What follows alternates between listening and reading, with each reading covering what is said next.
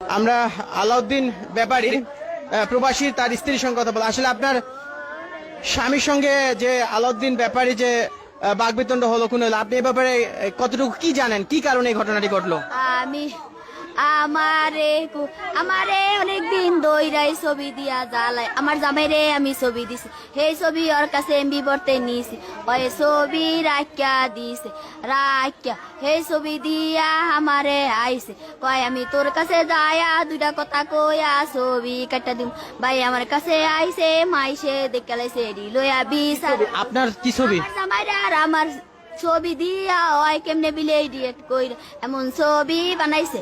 ছবি কি ইয়ে করছে, মানে নকল করছে, এরকম একটা অভিযোগ? নকল করছে, আসল ছবিও আছে, সব ছবিও ওর কাছে রেখে দিছে, সেই ছবি দিয়ে আমার ইয়া করে আমার কাছে আইছে, আয়া ছবি কাটা লাইছে, তো বিচার হয়েছে ছবি কাটা লাইছে দেখা এডি আর আমি